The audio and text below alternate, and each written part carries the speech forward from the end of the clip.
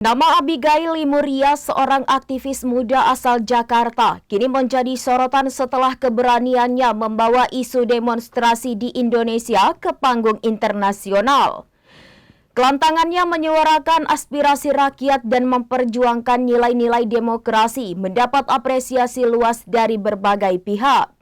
Kemunculan Abigail sebagai narasumber di sebuah media internasional untuk membahas gelombang protes menolak beberapa kebijakan DPR menarik perhatian publik. Ia secara lugas memaparkan keresahan masyarakat dan konsisten menyuarakan pentingnya demokrasi. Lahir di Jakarta pada 10 November 1994, Abigail adalah lulusan Biola University Amerika Serikat dengan gelar di bidang media dan cinema arts. Ia memiliki wawasan yang mendalam tentang isu-isu sosial, khususnya yang berkaitan dengan perempuan dan kaum muda. Perannya sebagai corong suara rakyat yang secara konsisten berjuang untuk keadilan telah menjadikannya inspirasi bagi banyak anak muda di Indonesia. Demikian informasi terkini Syedaralun, saksikan terus informasi lainnya. Jangan lupa like dan share seluruh akun serambinews.com.